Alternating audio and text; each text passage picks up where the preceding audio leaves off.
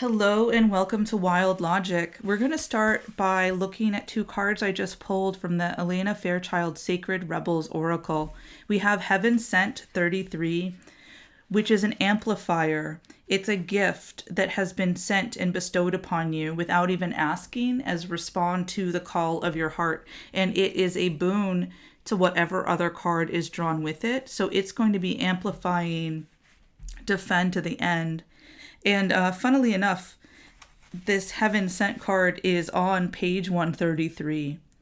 So there is a benevolent gift coming in, and perhaps the number 3 is important to you. And then we have Defend to the End, the worthwhile. And beneath the illusions, petty as they may seem, you know what is real. Beneath the lies, sweet though they may sound, you know what is worthwhile. All that is genuinely and truly essential for the heart to throb with life is worthwhile. Anything that dulls or suffocates its vibrant aliveness must be questioned, challenged, and more than likely cast aside. For the heart is our key to living an authentic life. What is there once it is compromised? Without its foundation of truth, we are to be forever lost in confusion, doubt, and despair. You are a sacred warrior, defender of the heart. You have cried genuine tears of your own grief and also the grief of the world. You have raged at injustice and oppression in your own life and in the world. You have felt the need to protect the presence of love, for whilst it is exceptionally powerful, it can too easily be smothered under lies and fear. The sacred warrior must not heed the dangerous voices that say, "Oh, stop being so sensitive. Stop making such a big deal out of things. Love is the biggest deal there is. What else is worth being so sensitive about?" The sacred warrior is vigilant that the presence of love is not chipped away by fear, criticism, doubt, or untruths. Even others find the unflinching honesty of your feelings difficult to handle, even if those feelings are expressed with gentleness and compassion. The sacred warrior honors the task of being more faithful to love than to anything else. This includes the fear of loss, actually includes the fear of anything at all. And so this is to honor your steps on that path. Earlier today, I did a reading on bell hooks and MLK and talk about love, right? The sacred warriors of love and justice. And it's there, we know what resides in us, what is truly alive and vibrant, and there is no question. So this is going to start the reading. This is going to be in the position of the self, and we're going to add to this with some tarot cards. So here we have in the physical world the Fool. So new beginnings. This level of insight is going to bring in a fresh perspective, and perhaps to the view of others, people will see you as foolish. But you're not looking for the same kind of victories or success anymore. You're not on the same path. Your mind and heart have let go of a way of seeing things. And this is the end of a long journey of fighting against what you know to be true about yourself. You are listening to your calling. You are no longer being forced into the way of seeing and being from others. So this is this new and powerful truth that is coming in. Just looking for things to get into alignment here a little bit. Yeah. I think it's because the foundational cards are not centered. Okay, I have to fix this because I want things to be on point. I guess they are.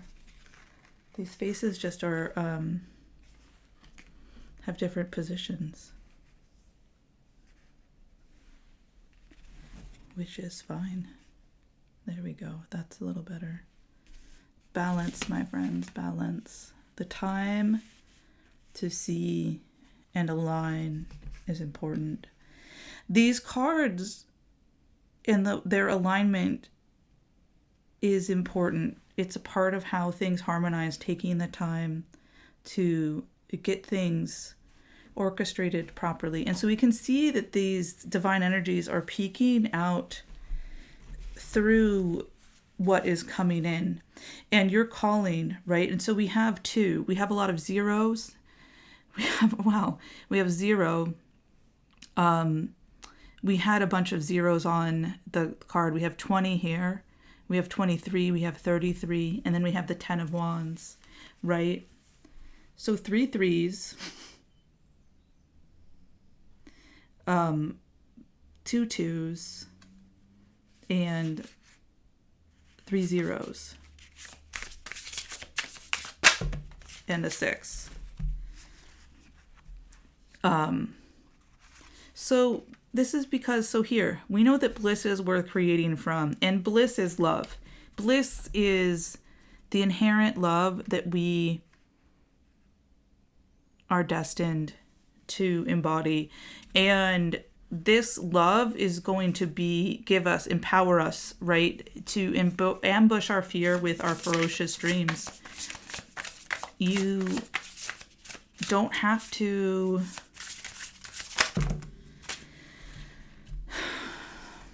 worry anymore because you are living poetry, and that's coming out in the exact same spot as a previous reading. And the World Cup is coming out again, 21, right? Fill your cup with sacred giggles. The World card, right? So we have here the beginning and the end of a cycle, the Fool and the World. And this is going to give us a new kind of commitment to love and how we approach love and how we even see love. It's going to be untethered from this, stories that have been built out of trying to convince us to not follow our hearts ultimately. Like, love has been leveraged in a very strange way in our culture, where love is actually used to have us go against this love. It's a bonkers thing, and this is why we're all so wild. And so this, being the Hierophant, like spiritual values, there's a new type of spiritual awakening happening where there is this clarity about what has come and what has happened, how we have been impacted.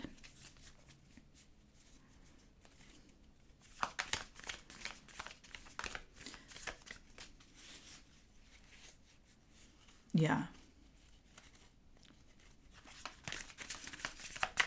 Because you are living poetry, but you've been taught to be, I don't know, like a technical manual or something like that. And so there's just this there's this out of syncness that we have with ourselves. Yes, exactly.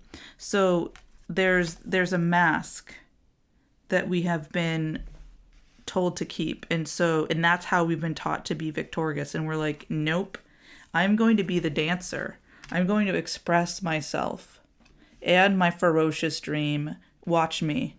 I'm no longer going to wear the mask that I've been taught. I'm going to take back my poetry, my voice, my beauty, and in a way that, Instagram can't stop, us from being embodied in our beauty. I know I pick on that platform quite a bit, but it's obviously been the birthplace of a lot of issues for people in their image, right?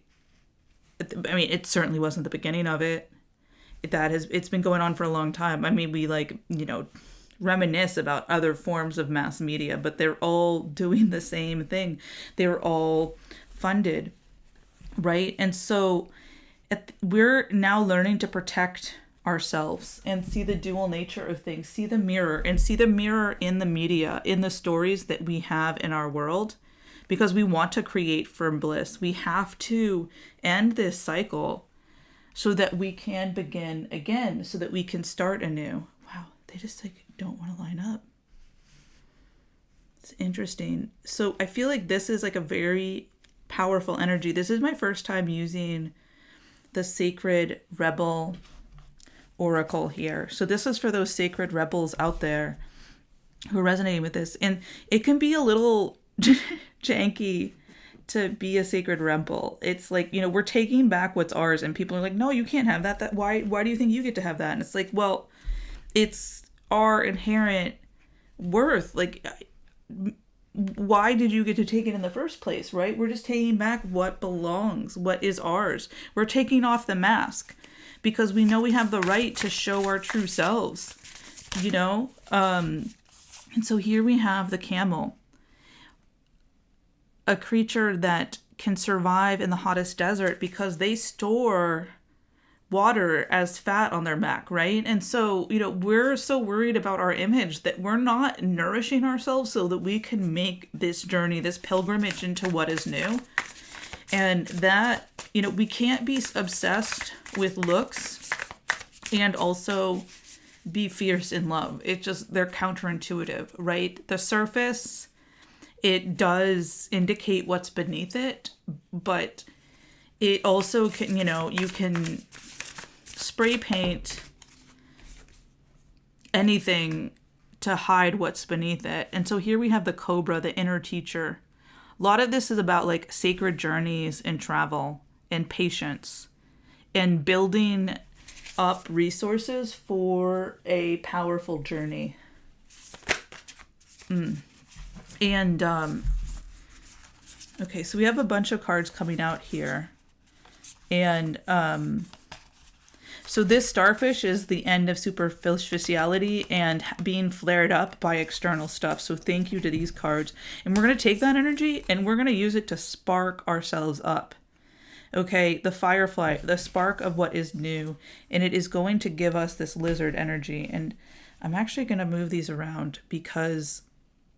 So we've been masking our creative, eccentric energy of the lizard. And because bliss is worth creating from, we're going to put the Firefly here because I like it when they face in. And this is all leading up to the sacred journey. So this is the intended progression here. Okay, great. Let's... alignment and realignment is coming through. So if you find yourself organizing and reorganizing, and, I've been building and rebuilding this altar to, find the best layout for this, and it keeps shifting and changing. I brought this time plant here to give some energy to this space, along with, have some crystals that hang out. And so I'm, and these bells that I don't really ring because they would kind of blast your ears, but I ring them before. So the setup for this, these readings, like I spend some time to prepare the space. And so what's coming through here is to think about how to prepare yourself for your journey, for this rebellious path of love. You are a sacred warrior, and when you're a sacred warrior, the preparation might look a little different. And these are actually candles, and so I have candles going. So if I bring fire and water and the elements in to these readings, and this is a sacred stone from a lineage that I am connected to. And the minerals set the tone of the earth. So they're very beautiful and powerful and deserve respect as well. You can find a teacher anywhere. is what's coming through. And so let's start with the lizard. Instinctual, sensitive to the subtle, and a dreamer. And this, it's about sensory perception, these gifts, and being overstimulated. So when in balance, artistic, telepathic, and spiritual. When we have 121 here. So, and so artistic, telepathic, and spiritual, and when out of balance, elusive, non-committal, and flaky. So a creative project. So using your energy to create spaces that will empower you as a spiritual warrior is going to be really important here, because you need to find a way to keep that spark going. I know for myself, I can flicker and fade, and this brings in the Firefly, inspired and fantastic yet fleeting. So it's the light of 1,000 stars, but it can't maintain itself indefinitely. So you really have to pay attention to when these energies come in and use that to start to ground and create spaces. So bring that energy into your practice as a sacred warrior. What do you do to support this precious and elusive light? When in balance, writes, creates, brainstorms. When out of balance, burnt out, feels dull. Yeah. I'm definitely coming out of a period of that myself. To bring into balance, write a poem and draw. And you are living poetry. So the way you write a poem could just be the way you move, the way you do your dishes. I have been having trouble getting all my dishes done, and I don't even dislike doing them. It's just there was a block, and then I stood there. I made sure there was no music. I could just focus, and I was just appreciating the dishes, and then music started coming through that I was singing, so I think part of it is too, to not overload yourself. And so here comes the Cobra, the inner teacher. Pausing, waiting, the inner teacher. The Cobra represents a teacher or spiritual guardian. The Cobra hovers and watches, ever present, ever protecting, ever loving. The essence of the Cobra is found deep within us in the form of the inner teacher. It manifests externally in those special guides who've led us along our path. What would it feel like to be a student again? What are you ready to learn? Remember the old saying, when the student is ready, the teacher appears. So when in balance, a student of life, humble, wise. When out of balance, know-it-all, egocentric. To bring into balance, taking a class and study. So this sensitivities and spark are going to start to bring in this Cobra energy. And so this is this threshold of starting to ground yourself. And what I'm getting is you even can connect to your higher self, your subconscious, whatever way you want to think about it. Maybe you like to, a spirit guide, if that is what you're called to. And that's going to help you move beyond intention to belief. Because this threshold really important, this full threshold, the Fool, where you are starting to really bring in the bliss and the fierceness, and transition from the mask into the mirror. Okay, so let's look at the Camel. Sometimes I know readings can really be a little bit like riddles on this level. I'm also noticing that this is all fire energy again, and I keep getting a lot of readings where it's all fire energy and then the Firefly, which has fire written in it. So this is really about fast moving energy. We have the 10 of Wands in reverse. This is about clearing some deep baggage, and we can see the cat's backpack loaded, right? You're ready for something new, and all of this is going to clear and lead up to this pilgrimage here that we are going to see in the Camel, right? Resourceful, independent, knows oneself. The Camel can handle absolutely anything. Spiritual warriors of love. camels, as it carries the wealth of nourishment within. This wondrous creature is self-reliant and handles challenge with ease. In the face of excess heat, judgment, or anger, right? And they were talking in that sacred rebels defend the end what is worthwhile, the judgment of others that will come when you start to stand in a new type of energy. The camel searches inside for the cool elixir of water to calm the situation. The camel represents the ultimate form of bringing opposites into balance, fire and water, and being responsible for one's own reactions. Yeah, and those real spiritual warriors of love in the heart will be able to hold it down. The camel is a wonderful traveler and is especially fond of trips to faraway lands. When in balance, calm, content, sparkle in the eye. When out of balance, dehydrated, lacks vitality. To bring into balance, a pilgrimage. And so these pilgrimages can take many forms. It can be a deep meditation. It can be a pilgrimage to a natural spot. It can be something that is deeper and more difficult.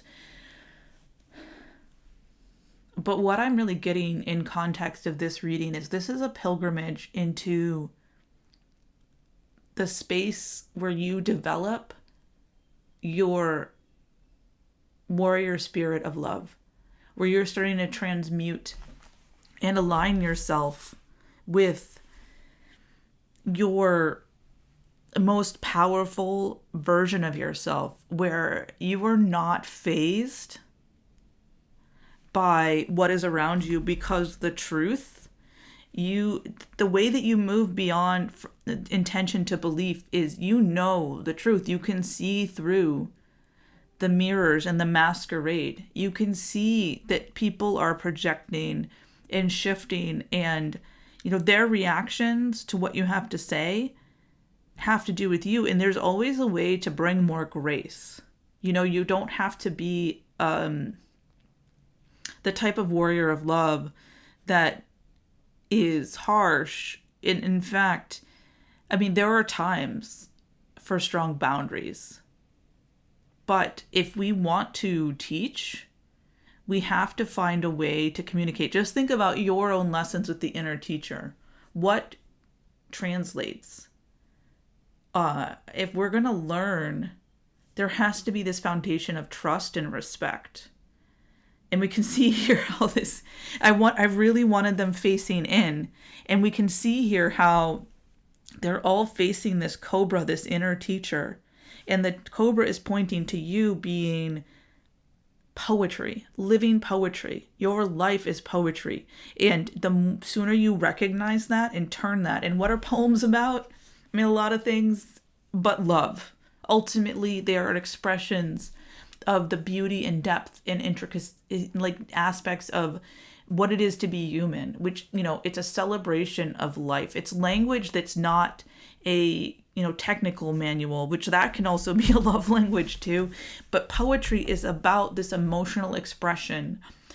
And really, when it comes down to it, when you love life, all emotions are a part of that ecosystem. And so filling your cup with sacred giggles is allowing you to lighten up and to see things with a new perspective, because being a sacred warrior, it can get quite heavy. It can be a lot to be a warrior of love, because there is so much to see that can break our hearts. But there's so much to see that can fill our hearts and lighten us as well. So that is the message for today, my friends. If you enjoyed this message, subscribe. I'd love to see you again. I'm curious where in the world you're connecting from. Say hi, say where you're from. Any other things, questions, answers, all of the above. Would love to hear from you. And until next time, be well.